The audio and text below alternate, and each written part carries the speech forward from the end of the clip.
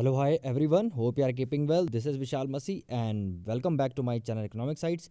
And today we'll study the chapter number 4, full chapter, that is elasticity of demand according to the ISC class 12th economics 21-22 syllabus. Okay, this is fresh syllabus I am covering according to the fresh syllabus. So I will be covering the all the topics. Okay so chapter 1 I have not covered, मैं आपको पहले ही बता दूं क्योंकि वो बिल्कुल important नहीं है आपका एग्ज़ाम पर्पज़ के लिए। ठीक है, चैप्टर 2 मैंने ऑलरेडी कवर कर लिया है, जिसकी प्लेलिस्ट मैं आपके इस वीडियो के डिस्क्रिप्शन बॉक्स में भी दे दूंगा, या आप चैनल की प्लेलिस्ट में जाके उसकी प्लेलिस्ट भी देख सकते हैं। चैप्टर 3 भी मैंने पूरा कवर कर दिया है। चैप्टर 5 मैंने चैप्टर 4 से पहले कवर कर दिया है, मतलब चैप्टर 5 ऑलरेडी कंप्लीट हो चुका है। जिसको देखना है उसकी प्लेलिस्ट भी मेरे इस वीडियो के डिस्क्रिप्शन बॉक्स में आपको मिल जाएगी। तो आज हम कर लेंगे चैप्टर 4।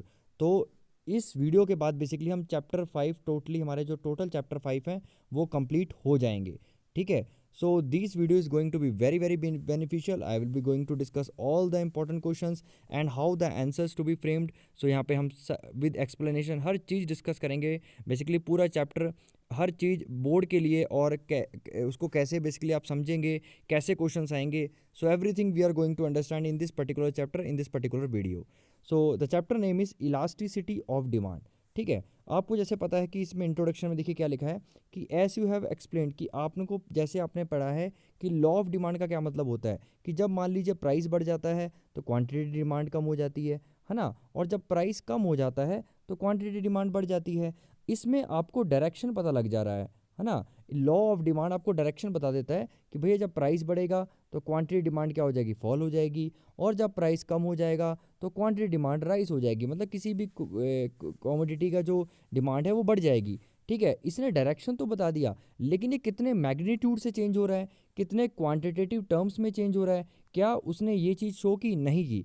ठीक है, basically law of demand fails to tell us the quantitative change. इसने क्वालिटेटिव चेंज तो बता दिया, हमें डायरेक्शन तो बता दिया। ठीक है, हाँ कि चलो एक बढ़ने से दूसरा कम हो रहा है ना, एक तरह की रिलेशनशिप समझा दी, लेकिन कितने लेवल से बढ़ा, क्या उसका मैग्नीट्यूड है, क्या उसका क्वांटिटेटिव टर्म्स है, वो नहीं पता लगता। ठीक है, तो वो हमें पता लगता है बेसिकली इस चैप्टर में, दैट इज़ या इस टॉपिक से, that is elasticity of demand. देखिए इलास्टिसिटी मतलब क्या होता है कि कितनी खिंचावट आती है, मतलब डिमांड में कितना चेंज आता है। Basically what is elasticity of demand, कि how much there is change in demand. Okay, अब चेंज इन डिमांड किसकी वजह से हो सकता है, बेसिकली 3 तरीकों की वजह से हो सकता है इकॉनमी में। ठीक है, आपका जो डिमांड है वो 3 तरीके से चेंज हो सकता है। एक तो प्राइस की वजह से, that is called price elasticity of demand. Second income से, that is called income elasticity of demand. And third है क्रॉस इलास्टिसिटी ऑफ डिमांड, मतलब किसी दूसरे कमोडिटी के प्राइस के कम या ज़्यादा होने से किसी पर्टिकुलर दूसरी कमोडिटी पे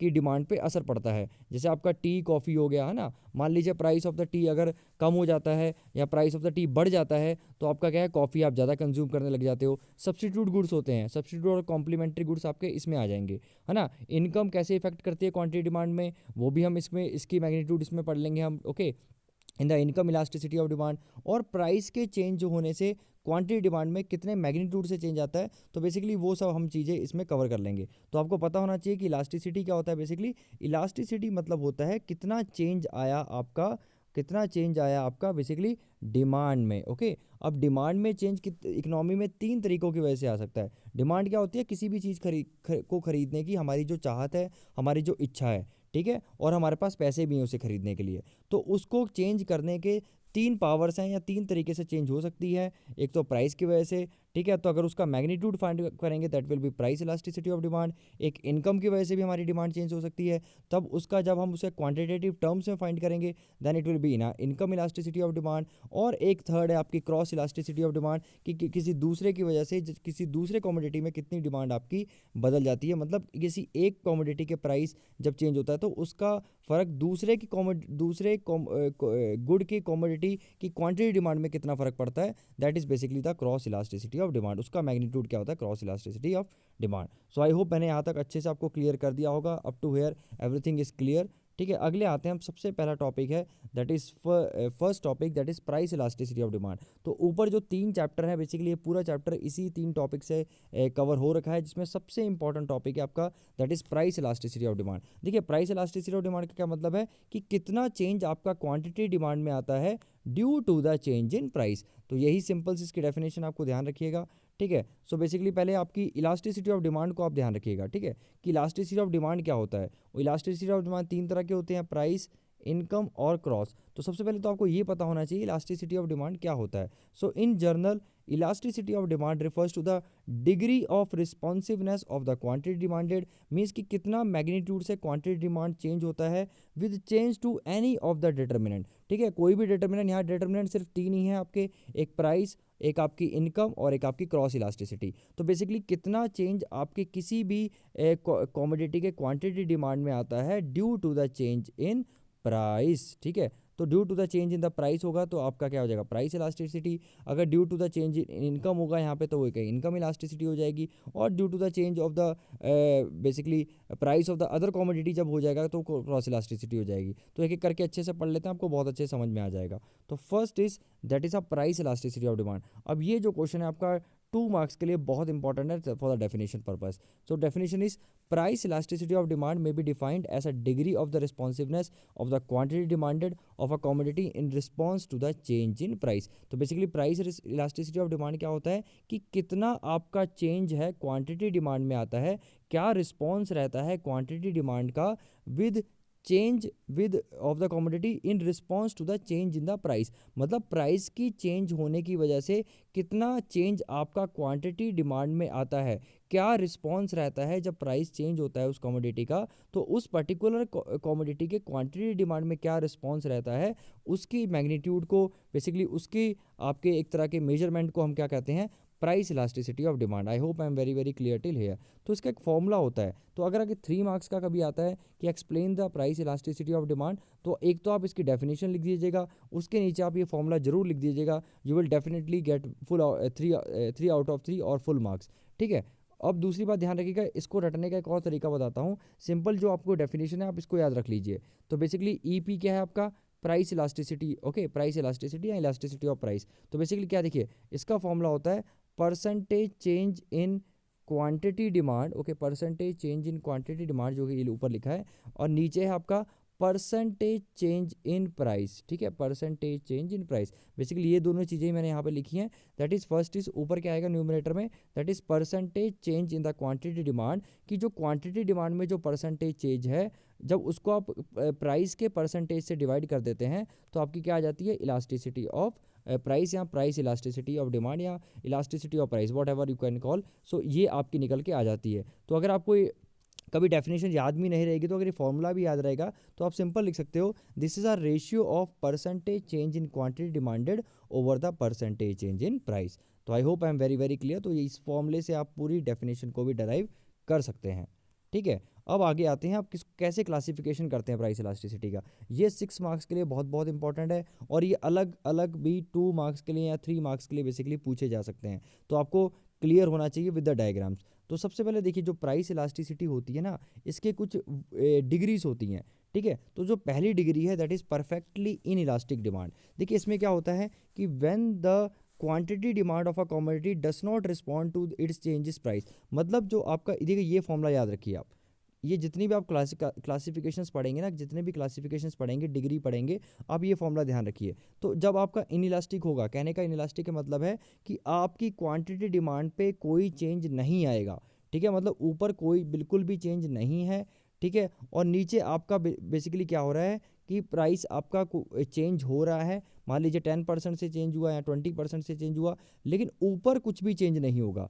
ठीक है, सो आप पढ़ सकते हैं, देखिए यहाँ पे वही चीज़ लिखी है, when the quantity demand of the commodity does not respond to the change in price. मतलब प्राइस मतलब 10% से इंक्रीज हुआ या 10% से डिक्रीज हुआ, कितने परसेंट से भी इंक्रीज हुआ हो, लेकिन ऊपर क्वांटिटी डिमांड वैसी की वैसे ही रहती है, बिल्कुल नहीं बढ़ी या कम हुई। ठीक है, तो इसकी इलास्टिसिटी डेफिनेटली क्या होगी, ज़ीरो होगी। देखिए सिंपल सी बात है, आप इस फॉर्मूले में इसकी वैल्यू रख दीजिए, आपकी जो ऊपर है वो बिल्कुल चेंज नहीं हुआ, प्राइस में कोई चेंज आ गया, मान लीजिए 10% से चेंज आ गया, तो आंसर तो ज़ीरो ही आएगा ना। इसलिए आपका जो परफेक्टली इन इलास्टिक डिमांड होता है उसकी इलास्टिसिटी किसके बराबर होती है, ज़ीरो के बराबर होती है, क्योंकि उसका जो ऊपर क्वांटिटी डिमांड है वो ज़ीरो होता है या बिल्कुल चेंज नहीं होता।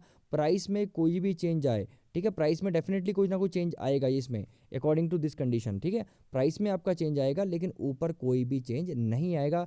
ऐसा रिजल्ट आपको इलास्टिसिटी ऑफ प्राइस कितनी देखने को मिलेगी, ज़ीरो देखने को मिलेगी। ठीक है, आई hope I am very very clear. इसका आगे डायग्राम है, वो डायग्राम से भी मैं समझा दूंगा आपको। सेकंड उससे पहले देख लेते हैं, ठीक है, चलो डायग्राम भी आपको एक ही बार में समझा ही देते हैं। देखिए ये आपकी परफेक्टली इन इलास्टिक, मैंने क्या बोला था, प्राइस भले ही कितना भी हो, प्राइस पहले देखो यहाँ पे चेंज हो गया है ना, प्राइस पहले इतना था, P0 से P1 पहुंच गया, लेकिन आपने डिमांड उतनी ही रखी। बेसिकली मैं ऐसे बना के दिखा देता हूँ, तो ये आपका परफेक्टली इन इलास्टिक है, मतलब आपकी जो क्वांटिटी डिमांड है वो चेंज नहीं हुई है ना, फिक्स की फिक्स ही है। पहले प्राइस भले कम हो, ज़्यादा हो, और ज़्यादा हो, और ज़्यादा हो, आपकी क्वांटिटी बिल्कुल चेंज नहीं हुई। मतलब यहाँ पे प्राइस नीचे तो चेंज हो रहा है, लेकिन क्वांटिटी डिमांड क्या चेंज हुई, नहीं चेंज हुई, तो इसलिए ऊपर जीरो आ जाएगा। नीचे मान लीजिए अगर 10% से भी अगर प्राइस आपका चेंज हो रहा है तो आंसर तो ज़ीरो ही आएगा। इसलिए आपकी जो इसकी इलास्टिसिटी है वो कितनी होती है, ज़ीरो होती है।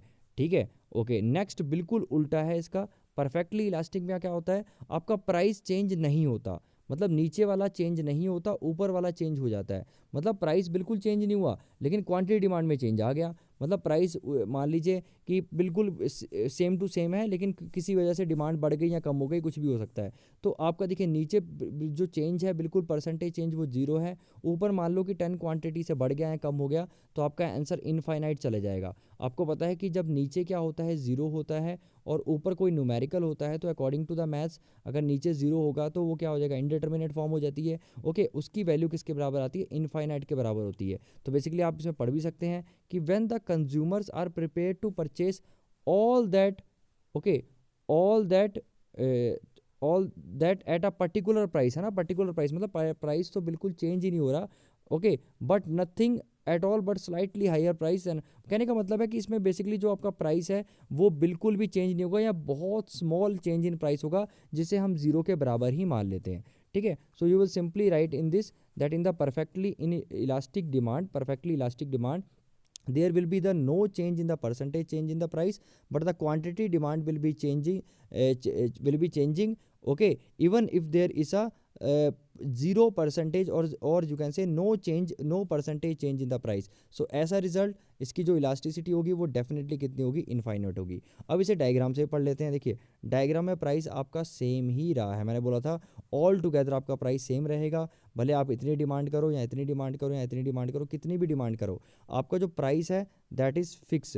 ठीक है, बिल्कुल इसका उल्टा है, इसमें प्राइस चेंज हो रहा था, क्वांटिटी डिमांड फिक्स हो रही थी, बट इसमें प्राइस आपका सेम है, क्वांटिटी डिमांड अलग अलग होती जाएगी, है ना। तो इसकी जो इलास्टिसिटी है वो क्या होती है, आपकी इनफाइनाइट होती है, और इसकी इलास्टिसिटी तो मैंने आपको बता ही दिया, जीरो के बराबर होती है। तो परफेक्टली इन इलास्टिक, ठीक है, वो किसके बराबर होती है, जीरो होती है, और परफेक्टली इलास्टिक वो क्या होती है, इनफाइनाइट के बराबर होती है।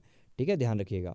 ओके, नेक्स्ट है आपकी इलास्टिक डिमांड। अब इसमें वर्ड परफेक्टली आपका हट चुका है, ठीक है, तो आप ये ध्यान रखना, जो परफेक्ट वर्ड होते हैं वो एक्सट्रीम वैल्यू होती है। यहाँ परफेक्टली अगर जब भी परफेक्टली होगा, यहाँ तो वैल्यू उसकी अगर इलास्टिक है तो आपकी इनफाइनाइट होगी, अगर इन इलास्टिक है तो जीरो होती है। बेसिकली अगर वर्ड परफेक्टली लग जाता है तो वो एक्सट्रीम वैल्यूज़ को शो करता है, लेकिन जो इलास्टिक डिमांड है वो एक्सट्रीम वैल्यू शो नहीं करेगा। मतलब यहाँ ना ही इसकी वैल्यू जीरो होगी, ना ही इसकी वैल्यू इनफाइनाइट होगी। तो इसकी वैल्यू होगी क्या, तो पहले इसकी डेफिनेशन देख लेते हैं। सिंपल सी बात है कि जब percentage change in the quantity demanded of a commodity exceeds the percentage in the price, मतलब जो आपका क्वांटिटी डिमांड का परसेंटेज जो ऊपर हम लेते हैं वो ज़्यादा चेंज हो रहा है with respect to the percentage in change in price, मतलब percentage change in quantity demand is more than the percentage change in the price basically. Okay, so this condition is showing the elastic demand. कहने का मतलब है कि आपका जो formula होता है, कि जो रेशियो है ऊपर क्या आता है, percentage change in quantity demand upon percentage change in price होता है। तो बेसिकली क्या है कि क्वांटिटी डिमांड क्या हो रहा है, ज़्यादा चेंज हो रहा है, परसेंटेज प्राइस कम चेंज हो रहा है। तो हम एक एग्जांपल से ले लेते हैं, मान लीजिए क्वांटिटी डिमांड 40% से इंक्रीज़ हुआ है, और परसेंटेज प्राइस आपका क्या है, कम से चेंज होगा, आपको लिखाइए इसमें। ठीक है, तो परसेंटेज मान ले 20% से चेंज हुआ बस, तो जब इसको आप सॉल्व करेंगे तो तो इसकी जो इलास्टिसिटी है वो हर समय ग्रेटर देन 1 आएगी, क्योंकि इसका जो न्यूमरेटर है वो डेफिनेटली ग्रेटर होगा आपके डिनोमिनेटर से, क्योंकि साफ साफ लिखा है कि जो आपकी percentage change in the quantity demand है वो ज़्यादा रहेगी आपकी परसेंटेज चेंज इन प्राइस। मतलब ऊपर वाला बड़ा रहेगा, छोटा वाला नीचे रहेगा, तो डेफिनेटली उसकी वैल्यू ग्रेटर देन 1 आएगी। ठीक है, अब इसका देखिए डायग्राम कैसे बनता है। अब इसका डायग्राम आपका ऐसा बनता है, देखिए सिंपल सी बात है, ग्रेटर देन 1 है। Okay, it will be showing somewhere here. Okay, इसका जो डायग्राम है बेसिकली स्टीप ऐसे रहती है। ओके, जो प्राइस है वो कम चेंज, मतलब प्राइस के कम चेंज होने से, मान लीजिए जस्ट अ मिनट फिर से ड्रॉ कर देते हैं। ठीक है, इसके कुछ जो स्टीपनेस होती है ऐसे रहती है, इसलिए इसके ऊपर रखा जाता है। ठीक है, देखिए अगर आप ये देखिए, ओके जस्ट अ मिनट, देखिए मान लीजिए ये प्राइस है। अब क्या होगा, इस अगर आप इसे नीचे एक प्राइस लेंगे तो आपका ये है, आपके प्राइस तो बहुत कम चेंज हुआ लेकिन डिमांड ज़्यादा बढ़ी है, तो बेसिकली यही क्या शो करती है, दैट इज़ ग्रेटर देन 1। तो ये बेसिकली ऊपर ऊपर शो करती है, इसलिए इसको ऊपर ऊपर शो किया जाता है। और नीचे वाली लेस देन 1 होगी, मैं आगे एक्सप्लेन कर दूंगा। तो फिर से बता रहा हूँ कि जो इसका जो ग्रेटर देन 1 है, इसका जो डायग्राम होगा आपका, जिसकी स्टीपनेस होगी बिल्कुल कम रखिएगा आप। ओके, पहले इसके यहाँ से यहाँ तक ज्वाइन कर दीजिएगा। ओके, ये मान लीजिए प्राइस है। अब अगर इसका प्राइस हल्का भी चेंज आता है तो आपके देखिए क्वांटिटी डिमांड में, देखिए प्राइस का हल्का चेंज है, क्वांटिटी डिमांड में ज़्यादा है, तो वही क्या था हमने लिखा था कि क्वांटिटी डिमांड में ज़्यादा चेंज आएगा विद रिस्पेक्ट टू प्राइस, उसकी वजह से क्या होगी, जो उसकी इलास्टिसिटी है वो ग्रेटर देन 1 होगी। I hope I am very very clear about it. Okay, now will come to the next, that is inelastic demand. अब इन इलास्टिक डिमांड बिल्कुल उल्टी है उसकी तरह। इसमें क्या होता है, आपकी जो percentage change in the quantity demand है वो कम होती है percentage change with respect to the percentage change in price. कहने का मतलब है, मान लीजिए यहाँ पे 30% से इंक्रीज हो रहा है तो ऊपर सिर्फ 15% से होगा, मतलब ऊपर कम परसेंट से क्वांटिटी डिमांड में चेंज आएगा, प्राइस में ज़्यादा चेंज हो रहा है लेकिन क्वांटिटी डिमांड कम चेंज हो रहा है। ठीक है, तो इसकी डेफिनेटली जब इसे सॉल्व करेंगे तो इसकी लेस देन 1 होगी। ओके, इसकी डेफिनेटली इसकी लेस देन 1 होगी। तो आपकी जो इन इलास्टिक डिमांड होती है उसकी लेस देन 1 होती है। ध्यान रखिएगा, परफेक्टली नहीं है। ओके, परफेक्टली नहीं है। ओके, परफेक्टली इन इलास्टिक होता तो इसकी वैल्यू 0 हो जाती। ये सिर्फ इन इलास्टिक है, in elastic is less than 1। Less than 1 क्यों? क्योंकि जो percentage change in the quantity demand है वो कम होता है परसेंटेज चेंज इन प्राइस की वजह से, जिसकी वजह से इसकी वैल्यू क्या आती है, लेस देन 1 आती है। So I hope I am very very clear till here. ठीक है, अब इसका देखिए डायग्राम कैसे होता है। इसका डायग्राम आपका बेसिकली मैं इसी में इन्होंने बता रखा है, इसका डायग्राम में एक ही डायग्राम में बता रखा है। तो ये होता है इसका डायग्राम, नीचे वाली वैल्यू शो करती है, मतलब इसमें जो स्टीपनेस होगी आपकी कम रहेगी। ठीक है, ऐसा होगा। देखिए मतलब ये प्राइस पहले यहाँ था तो आपकी क्वांटिटी डिमांड यहाँ थी, तो प्राइस आपका क्या है, ज़्यादा चेंज हो रहा है, उस प्राइस आपका ज़्यादा चेंज होगा उस हिसाब से आपकी क्वांटिटी देखो कितनी कम चेंज हो रही है ना।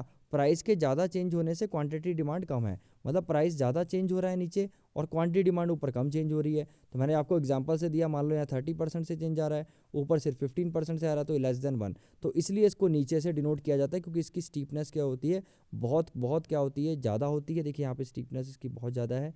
ठीक है, इसलिए इसे लेस देन 1 से शो किया जाता है। ऊपर वाले में क्या होती है, स्टीपनेस कम होती है, तो which shows the greater than 1। ठीक है, आई होप आपको पता लग गया होगा ऐसा क्यों होता है।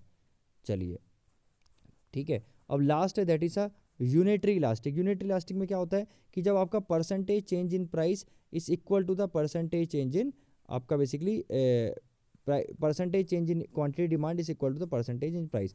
मतलब कहने का मतलब है, देखिए सिंपल सी बात है यहाँ पे, देखिए यहाँ पे कि जब आपका जो क्वांटिटी डिमांड और प्राइस है, मतलब इसमें भी आपका 10% से चेंज आ रहा है मान लीजिए, और ऊपर भी 10% से चेंज आ रहा है, तो इसको जब डिवाइड कर देंगे तो इसकी इलास्टिसिटी किसके बराबर हो जाएगी, 1।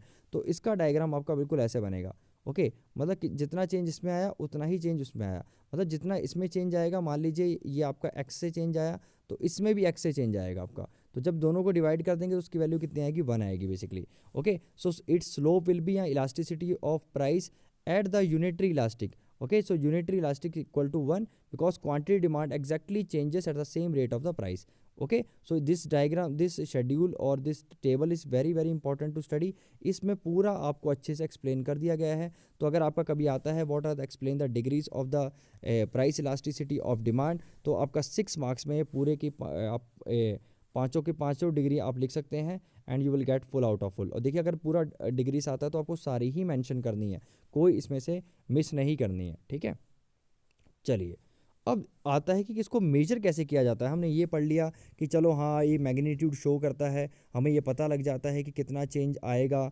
ठीक है। लेकिन इसे मेजर कैसे करेंगे, ये भी तो एक चीज़ें हैं। इसके दो व्यू पॉइंट है, ठीक है, दो व्यू पॉइंट है इसके मेजर करने के। एक तो है आपका पॉइंट इलास्टिसिटी, एक आपका आर्क इलास्टिसिटी। मैं आपको एग्जांपल समझाता हूँ। मान लीजिए डिमांड कर्व है, तो अगर तो आप एक पॉइंट पे इसकी इलास्टिसिटी निकाल रहे हैं, मतलब इस पॉइंट पे कितनी बेसिकली प्राइस की चेंज होने की वजह से क्वांटिटी डिमांड में कितना चेंज आ रहा है, तो उसको बोलेंगे हम पॉइंट इलास्टिसिटी। आर्क इलास्टिसिटी मतलब क्या होता है, मान लीजिए पॉइंट ए से आपको पॉइंट बी तक पूरे ही निकालना है कि इस पूरे में बेसिकली क्या इलास्टिसिटी है, कितने मैग्नीट्यूड से जो आपका प्राइस की वजह से क्वांटिटी डिमांड चेंज हो रही है। जब हम ए पॉइंट से बी पॉइंट तक पूरी ही मेजर करते हैं, so that is called the arc elasticity. Fine. तो पॉइंट इलास्टिसिटी का जो मेथड होता है, पॉइंट इलास्टिसिटी का मेथड होता है पॉइंट मेथड।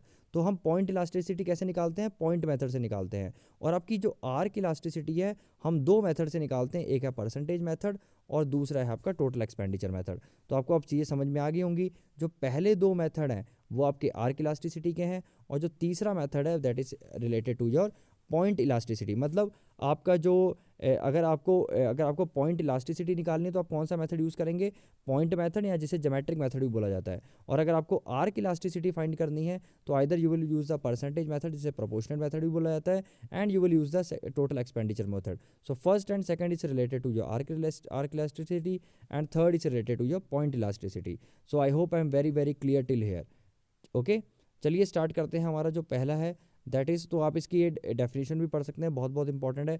कई बार 2 मार्क्स के लिए पूछ लेता है कि व्हाट इज पॉइंट इलास्टिसिटी, तो आप लिखेंगे when the price elasticity of demand is measured eight a particular point of demand curve is called the point elasticity. Okay, और आर्क इलास्टिसिटी क्या होती है, when elasticity of demand is measured over the finite range. मैंने आपको बोल दिया था कि एक फाइनाइट रेंज में, एक आर्क में, मान लीजिए ए से लेके इस डिमांड कर्व में बी तक, इसकी यहाँ से यहाँ तक जब आप इलास्टिसिटी फाइंड करते हैं, इलास्टिसिटी क्या होता है कि कितना प्राइस चेंज होने की वजह से कितनी क्वांटिटी डिमांड में चेंज आ रहा है, तो उसको क्या बोलते हैं हम, आर्क इलास्टिसिटी बोलते हैं। मतलब दो पॉइंट की जो मैग्नीट्यूड है वो उसको मेजर करेगा। ठीक है, चलिए अब फर्स्ट जो मेथड पढ़ने वाले हैं हम that is the percentage method. ठीक है, परसेंटेज मेथड पढ़ने वाले हैं। तो परसेंटेज से नाम से पता लग रहा है, देखिए क्या है, ये mathematical formula, cleanly mathematical formula है, और इसके बेस पे न्यूमेरिकल्स बहुत बहुत इंपॉर्टेंट है। तो सबसे पहले तो इसको फॉर्मूला या इसका जो डेफिनेशन है वो ध्यान में रखनी है। डेफिनेशन रटने की कोई ज़रूरत नहीं, ये फॉर्मूला ध्यान रख लीजिएगा, इससे आपकी डेफिनेशन बन जाएगी। तो बेसिकली डेफिनेशन क्या है आपकी, percentage change in quantity demand, मैंने ऑलरेडी ऊपर पढ़ाई दिया है आपको। बेसिकली प्राइस इलास्टिसिटी का ही फॉर्मूला है आपका, percentage change in quantity demand. Okay, कितना change, percentage change in quantity demand upon percentage change in, या change in percentage of price. ठीक है, प्राइस में कितना चेंज आ रहा है। तो ये आपका क्या है, बेसिकली मेन फॉर्मूला है आपका किसका, परसेंटेज मेथड का, of price elasticity of demand. ठीक है, अब देखिए ये कैसे निकलता है, अब इसको इन्होंने इस फॉर्म में डिराइव कर रखा है, तो कंफ्यूज मत होइएगा। परसेंटेज कैसे चेंज कैसे निकलता है, सिंपल सी बात है, जो आपकी इनिशियल क्वांटिटी होती है, कितना बेसिकली चेंज आया अपॉन इनिशियली इनटू 100, ऐसे ही प्राइस का हम करेंगे। ठीक है, हम ऐसे ही हम नीचे प्राइस का भी डिवाइड कर देंगे। देखिए परसेंटेज चेंज इन प्राइस मतलब कितना प्राइस में चेंज आया अपॉन प्राइस इनटू 100। तो जब इसको सब सॉल्व करेंगे आप, तो नीचे वाला रेसिप्रोकल हो जाएगा। जब नीचे वाला रेसिप्रोकल हो जाएगा तो अल्टीमेटली आपका ये बन जाएगा। ठीक है, देखिए percentage change in the quantity demand को आप ये भी लिख सकते हैं, इतना इतना पूरा भी, क्योंकि परसेंटेज है तो इनटू 100 लग गया इसलिए। ठीक है, मैं फिर से समझा रहा हूँ। देखिए percentage change in quantity demanded को आप ये भी लिख सकते हैं ऊपर वाला, है ना। जैसे आप एग्जांपल से समझाता हूँ आपको। मान लीजिए मैंने बोला कि आपके पहले 70 नंबर आते थे, ठीक है, फिर आपके 80 मार्क्स आते हैं। मैं आपसे पूछ रहा हूँ कि मुझे परसेंटेज चेंज बताओ, तो आप क्या करेंगे, इसका पहले हम डिफरेंस निकालेंगे 10, तो वो क्या है आपका डेल्टा क्यू, मान लो यहाँ पे क्वांटिटी के रिस्पेक्ट में, और इनिशियली कितने मार्क्स थे आपके 70, ठीक है, इनटू 100। ठीक है, मेरी बात समझ में आई। तो वैसे ही हम क्या करेंगे, क्वांटिटी के साथ करेंगे और प्राइस के साथ करेंगे, इनटू 100 कर देंगे, और हमारा क्या आ जाएगा, सीधा एक वैल्यू आ जाएगी। ठीक है, एक वैल्यू आ जाएगी, वही हमारी क्या है, इलास्टिसिटी ऑफ डिमांड है बेसिकली, या प्राइस इलास्टिसिटी ऑफ डिमांड। तो मैंने आपको स्टार्टिंग में बताया था हमें इससे क्या मिलती है, क्वांटिटेटिव टर्म्स मिलते हैं। तो देखिए हमें इससे क्वांटिटेटिव टर्म्स मिलेंगे, जब ये फॉर्मूला आप अप्लाई करेंगे, आगे न्यूमेरिकल्स फाइंड करेंगे, तो आपको एक वैल्यू निकल के आएगी। मान लीजिए वो वैल्यू 1 है, तो वैल्यू 1 है, इसका मतलब है कि आपका एक अच्छा खासा चेंज आ रहा है उसमें इलास्टिसिटी में। अगर इसकी वैल्यू 0.43 है, तो मतलब काफ़ी कम चेंज से, मतलब प्राइस के बढ़ने से या प्राइस के चेंज होने से क्वांटिटी डिमांड में कम से फ़र्क आ रहा है। अगर 1 से ज़्यादा है तो बहुत ज़्यादा चेंज आ रहा है। ठीक है, तो बेसिकली हमें क्या पता लग गया, एक मैग्नीट्यूड पता लग गया कि क्वांटिटी डिमांड में कितना चेंज आ रहा है प्राइस के चेंज होने से। ठीक है, क्वांटिटी टर्म्स में, न्यूमेरिकल टर्म्स में, या आप कह सकते हो मैग्नीट्यूड पता लग जाएगा आपको। ठीक है। इसके बेस पे न्यूमेरिकल भी है, देखिए यहाँ पे न्यूमेरिकल है कि let us calculate the elasticity of demand by the percentage method. ऐसे ही क्वेश्चंस आपको देखने को मिलेंगे। ठीक है, मान लीजिए यहाँ पे देखा कि सबसे पहले उसका प्राइस 50 था और प्राइस 40 हो गया, है ना, 50 से आपका प्राइस 40 हो गया, बेसिकली कम हो गया। उसकी वजह से जो आपकी क्वांटिटी डिमांड है वो इंक्रीज़ हो गई, पहले 100 थी अब क्या हो गई 150 हो गई। तो वेरी सिंपल, इसका पहले हम क्या निकालेंगे, डेल्टा क्यू निकालेंगे, जो आपका 10 आएगा। ठीक है, देखिए यहाँ पे आपका 10 आपको देखिए डेल्टा क्यू जहाँ पे होगा डेफिनेटली वहाँ पर क्या होगा आपका, देखिए कितना चेंज आया आपका डेल्टा क्यू में, सॉरी डेल्टा क्यू आपका ये है, डेल्टा क्यू आपका ये आपकी क्वांटिटी है ना। देखिए आपको फिर से हम समझा देता हूँ, सॉरी। ठीक है, ये आपका प्राइस है, प्राइस आपका क्या है 50 से 40 हो गया। ओके, और आपकी जो क्वांटिटी है वो क्या हो गई 100 से 150 हो गई। तो आपकी क्वांटिटी में कितना चेंज आया, ठीक है, बेसिकली 50 से आया कितना, तो जहाँ डेल्टा क्यू होगा वहाँ पे देखो कितना आपका लिखा 50 लिखा है। ठीक है, अब यहाँ पे देखो चेंज इन प्राइस में कितना चेंज आ रहा है, मतलब डेल्टा पी 10 से चेंज आ रहा है, तो यहाँ पे 10 लिख दीजिए आप। ठीक है, माइनस को इग्नोर कर दीजिए क्योंकि आप 50 माइनस 40 तो माइनस को इग्नोर कर देंगे हम इसमें। ओके, और जो पी ओवर क्यू है ये इसका इनिशियल प्राइस है, तो इनिशियल प्राइस कितना है इसका 50 था और इनिशियल क्वांटिटी कितनी 100 है, तो पी अपॉन क्यू कर दिया। तो सिंपली आपको इस फॉर्मूले में पुट करना है और 2.5 आ गया। और 2.5 कहने का मतलब है कि अच्छा खासा आपका जो प्राइस की वजह से अच्छी खासी जो आपकी जो डिमांड है वो कम हो जा रही है, मतलब बढ़ जा रही है, सॉरी, कि मतलब जैसे ही आपका प्राइस 10 रुपये से कम होता है आपकी अच्छी खासी आपको जो है एक बेसिकली जो डिमांड में एक बढ़ोतरी देखने को मिलती है। ठीक है, तो हमें 2.5 की वैल्यू पता लगी, 2.5 एक अच्छी खासी वैल्यू है, मतलब 2.5 गुना उसकी जो सेल बढ़ गई। इसका आप ये ऐसे समझ सकते हैं कि प्राइस कम होने से 10 रुपये प्राइस कम होने से 2.5 गुना उसकी सेल बढ़ गई या डिमांड बढ़ गई। ठीक है, तो हमें क्या पता लगा, एक वैल्यू से हमें बेसिकली पता लग गई बेसिकली क्या डिमांड और आपकी जो प्राइस का रिलेशनशिप है। ठीक है, सो आपको क्या है इसका एक क्वेश्चन आ सकता है कि 2 मार्क्स का क्या है इसका एडवांटेज है, तो आप लिख सकते हैं कि सबसे पहले ये प्रिसाइज है, एग्जैक्ट मेजर बताता है। ठीक है, ये इसका सबसे इंपॉर्टेंट इसका जो है एक है वेरी वेरी इंपॉर्टेंट। और इसमें ध्यान रखिएगा कि हम नेगेटिव साइन को इग्नोर करते हैं, या तो आप इसको फॉर्मूले में नेगेटिव ले लीजिए तो आपका अगर नेगेटिव आपका आंसर आता है तो वो अपने आप पॉजिटिव हो जाएगा, है ना। या तो आप नेगेटिव लेके चलिए या तो फिर बिल्कुल ही हर जगह पे आप क्या करिए नेगेटिव को इग्नोर कर दीजिए। सिंपली आप इस फॉर्मूले के अकॉर्डिंग आप सॉल्व करिए, दैट्स इट। ओके, जहाँ जहाँ आपको माइनस करके आएगा नेगेटिव उसे इग्नोर करके सिंपल आप क्या कर लेंगे एब्सोल्यूट वैल्यू ले लेंगे उसकी। ठीक है, so I hope I am very very clear. Next आपका टोटल एक्सपेंडिचर मेथड। अब देखिए टोटल एक्सपेंडिचर मेथड भी किसके अंडर आता है, आर्क इलास्टिसिटी के अंडर आता है। हम इसमें क्या करते हैं बेसिकली एक जो प्राइस होता है और क्वांटिटी होती है, मतलब जब 60 रुपये प्राइस था तो आप 10 यूनिट ले रहे थे, और जब 50 रुपये था जब आप 13 यूनिट ले रहे हो। ठीक है, तो अगर अब इसे मल्टीप्लाई कर देंगे हम, इसमें प्राइस इंटू क्वांटिटी को मल्टीप्लाई कर देते हैं। तो जब हमने 60 इंटू 10 किया तो देखिए कितना आया 600 आया। ओके, जब हमने 50 इंटू 13 कर दिया तो 650 आया। मतलब आपका देखिए ओवरऑल टोटल एक्सपेंडिचर तो बढ़ गया ना, मतलब जैसे ही आपका प्राइस कम हुआ किसी चीज़ का, आपने क्वांटिटी नो डाउट बढ़ाई और लेकिन उससे आपका टोटल एक्सपेंडिचर भी बढ़ गया। तो जब ऐसी कंडीशन में हम उसे इलास्टिसिटी ग्रेटर देन 1 मानते हैं। ठीक है, मैं फिर से बता रहा हूँ, according to the total expenditure method elastic demand आप किसे बोलेंगे, this is called elastic demand. ठीक है, this is called elastic demand. देखिए इलास्टिक डिमांड का जो कर्व है वो ऐसा होता है, देख लीजिए मैं यहाँ पे लिखा भी है इलास्टिक डिमांड। तो टोटल एक्सपेंडिचर मेथड में आप इलास्टिक डिमांड किसे बोलेंगे कि जब उसे आप प्राइस इनटू क्वांटिटी से मल्टीप्लाई करेंगे तो आपकी जब आपका टोटल एक्सपेंडिचर बढ़ जाता है, मतलब प्राइस कम होने से अगर आपका टोटल एक्सपेंडिचर बढ़ता है तो वो क्या होती है आपकी इलास्टिक डिमांड होती है। सिंपल सेंस में ध्यान देखिएगा कि when price falls of any commodity and total expenditure increases that is called the elastic demand. ऐसे ही अगर मान लीजिए प्राइस बढ़ जाता है तो उससे क्या होता है हमारा टोटल एक्सपेंडिचर कम हो जाएगा, तो वो भी हमारा क्या होगा बेसिकली इलास्टिक डिमांड ही शो करेगा। बेसिकली क्या आपको ध्यान रखना है कि एक नेगेटिव रिलेशनशिप होती है आपकी टोटल एक्सपेंडिचर मेथड के अंडर। अगर इलास्टिक डिमांड है तो नेगेटिव रिलेशनशिप होगी प्राइस और टोटल एक्सपेंडिचर की, मतलब अगर प्राइस बढ़ेगा तो टोटल एक्सपेंडिचर कम होगी और अगर प्राइस कम होगा तो टोटल एक्सपेंडिचर बढ़ जाएगी। तो यहाँ पे देखिएगा एग्जांपल दे रखा है कि प्राइस जब कम हो गया तो आपकी क्या है टोटल एक्सपेंडिचर बढ़ गई, है ना। जब प्राइस कम हुआ तो आपकी क्या हुई टोटल एक्सपेंडिचर आपने क्या कर दी इंक्रीज कर दी। तो अगर इस केस में क्या होगा आपकी इलास्टिक डिमांड होगी। ठीक है, अब इसका उल्टा भी हो सकता है, मान लीजिए पहले 50 था अब 60 हो गया, पहले अब प्राइस बढ़ गया तो है ना, तो अब आप पहले क्या कर रहे थे 650 कर रहे थे, फिर आप 600 ही करोगे तो वो भी हमारी इलास्टिक ही होगी। मतलब प्राइस मतलब जो आपका प्राइस और टोटल एक्सपेंडिचर का रिलेशन रिवर्स होना चाहिए, भले ऊपर नीचे, मतलब अगर ये कम हो रहा है तो ये डेफिनेटली बढ़ेगा और अगर ये बढ़ रहा है तो ये डेफिनेटली कम होगा। तो ये हमारी दोनों ही हमारे केस क्या है इलास्टिक डिमांड के हैं। ठीक है, और इसका डायग्राम हर समय जो इसका आपकी जो स्टीपनेस है वो आपको ऐसे देखने को मिलेगी। मैंने ऑलरेडी बताया था कि जो अगर इलास्टिक होगा उसकी जो स्टीपनेस है वो बहुत कम रहती है, ठीक है, सॉरी ज़्यादा रहती है, स्टीपनेस आपको बहुत ज़्यादा देखने को मिलेगी, देखो बहुत स्टीप है, और जो इनइलास्टिक होती है उसकी जो कर्व ऐसा होता है, ठीक है, जो आगे पढ़ेंगे। अब जो इलास्टिक डिमांड मैंने ऑलरेडी एक्सप्लेन कर दिया, देखिए मैंने ऑलरेडी एक्सप्लेन कर दिया कि when the fall in the price of a commodity results in the increase in the total expenditure, मतलब जब प्राइस कम होता है तो टोटल एक्सपेंडिचर बढ़ जाता है, ठीक है, और जब प्राइस बढ़ जाता है तो टोटल एक्सपेंडिचर आपका कम हो जाता है, तो उसको बोलते हैं आपका elastic demand under the total expenditure, क्योंकि इसमें हम टोटल एक्सपेंडिचर निकालते हैं which is equal to P into Q. Okay, ऐसे इन इलास्टिक डिमांड में आपको सिंपल सी बात है उल्टा होगा, मतलब जब प्राइस कम होगा तो टोटल एक्सपेंडिचर भी कम हो जाएगा, और जब प्राइस बढ़ जाएगा तो टोटल एक्सपेंडिचर भी आपका बढ़ जाएगा, मतलब पॉजिटिव रिलेशन देखने को मिलेगी आपकी प्राइस और किसकी, टोटल एक्सपेंडिचर की, मतलब जब प्राइस बढ़ जाएगा तो ये भी बढ़ जाएगी, और जब ये कम हो जाएगा तो ये भी कम हो जाएगा। तो आप एरो से बना के एग्जाम में याद रख सकते हैं।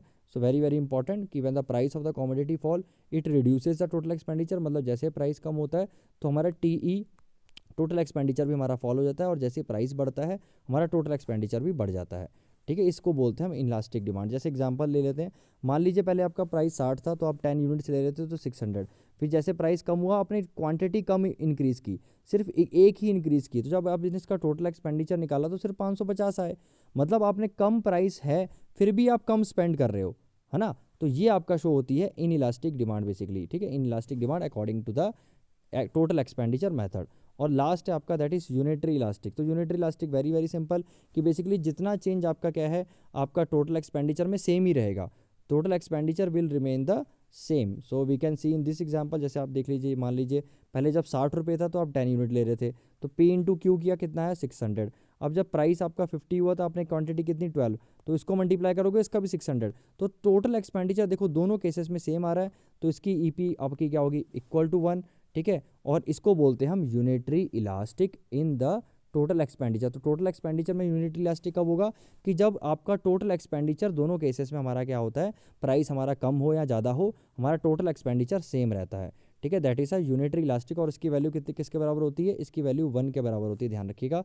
और आपको ऊपर वाली तो पता ही है कि जो इन इलास्टिक है, आपकी जो इन इलास्टिक है वो क्या है, this is in elastic, okay, जो इन इलास्टिक है वो आपकी लेस देन हर समय 1 ही होती है, और ये इलास्टिक ग्रेटर देन 1 होती है, ठीक है। आई hope I am very very clear till hair. तो चलिए हमारा टोटल एक्सपेंडिचर मेथड भी कंप्लीट हो गया है। अब देखिए इस टोटल एक्सपेंडिचर मेथड को इन्होंने डायग्राम से दे रखा है, तो बहुत बच्चे यहाँ पे कंफ्यूज हो जाएंगे, कंफ्यूज होने वाली बात नहीं है। देखिए ये आपका ग्रेटर देन 1 होता है, मैंने ऑलरेडी बता दिया था, ठीक है, इसमें ग्रेटर देन 1 होगा टोटल एक्सपेंडिचर 1 में, और यूनिटरी में आपका सेम रहेगा। यहाँ पे सेम देखो क्या मतलब है कि आपका क्या है बेसिकली जो आपकी जो इलास्टिसिटी है वो सेम रहेगी, मतलब ये आपकी बिल्कुल कांस्टेंट शो कर रहा है ना आपका, देखो ये कांस्टेंट शो कर रहा है, तो आपको इसलिए जो यूनिटरी इलास्टिक को ऐसे शो किया है आपका, है ना, कि जितना टोटल एक्सपेंडिचर है बेसिकली आपका ये टोटल एक्सपेंडिचर है कि प्राइस बढ़े या कम हो आपका टोटल एक्सपेंडिचर सेम रहेगा। जो टोटल एक्सपेंडिचर सेम रहेगा, है ना, टोटल एक्सपेंडिचर सेम रहेगा, तो ये लाइन ऐसी शो कर रखी है। अच्छा, इन्होंने जो लेस देन इन इलास्टिक है उसकी डिमांड कर वैसे होता है, देखिए ऐसे होता है ना, कि जब प्राइस आपका कम था तो आपकी इतनी प्राइस थी तो इतनी ही टोटल एक्सपेंडिचर हो रही थी, जब प्राइस बढ़ जाएगा तो टोटल एक्सपेंडिचर भी बढ़ जाएगी। बेसिकली जब पॉजिटिव रिलेशनशिप है आपका किसमें, इन इलास्टिक में, है ना, जो इन इलास्टिक आपकी जो इन इलास्टिक इलास्टिसिटी है आपकी जो टोटल एक्सपेंडिचर मेथड में, उसमें क्या है पॉजिटिव रिलेशनशिप है, मतलब जब ये प्राइस बढ़ रहा है तो टोटल एक्सपेंडिचर भी बढ़ रहा है, और जब प्राइस कम हो रहा है तो टोटल एक्सपेंडिचर भी कम हो रहा है। तो जब भी किसी दोनों की पॉजिटिव रिलेशनशिप होती है तो उसका स्लोप क्या होता है, हर समय अपवर्ड स्लोपिंग होता है। इसलिए देखो ये अपवर्ड स्लोपिंग दे रखा है कि मतलब पहले प्राइस इतना था तो क्वांटिटी डिमांड इतनी हो गई, अब प्राइस बढ़ गया तो क्वांटिटी डिमांड भी बढ़ गई, अब प्राइस और बढ़ गया तो क्वांटिटी डिमांड और बढ़ गई। तो ये जो आपका क्या शो कर रहा है, लेस देन 1 शो कर रहा है, ये आपका इक्वल टू 1 शो कर रहा है, क्योंकि टोटल एक्सपेंडिचर सेम है, कोई भी प्राइस हो, है ना, टोटल एक्सपेंडिचर इक्वल रहेगा। ये आपका क्या करेगा, ग्रेटर देन 1 शो कर रहा है, क्योंकि इसमें आपका नेगेटिव रिलेशनशिप कर रहा है, नेगेटिव रिलेशनशिप शो कर रहा है between the price and the total expenditure. और आपको पता है जब भी आपका नेगेटिव रिलेशनशिप होती है उसका डाउनवर्ड स्लोप ही होता है। जैसे आपका लॉ ऑफ डिमांड का देखिए कि आपका जो प्राइस और डिमांड की जो रिलेशनशिप थी वो इन्वर्स होती थी, तो आपका जो हर समय जो डिमांड कर्व है वो डाउनवर्ड स्लोपिंग ही होता है, ठीक है। So I hope I am very very clear. So now we will study the point method, okay, now will study the point method. So this video इसका मैंने एक्सप्लेनेशन एक शायद वीडियो में कर रखा है, आप उसमें से देख सकते हैं, लेकिन इसका वीडियो मैं फिर से आप एक्सप्लेनेशन इसका एक्सप्लेन कर देता हूँ, ठीक है। So I think this video is going very now long, so I will be covering in next part, but I think I have covered this thing in the one of my earlier video. So I will be definitely sharing it with you in my description box. आप वहाँ जाके देख सकते हैं, ठीक है. So thank you, God bless you so much.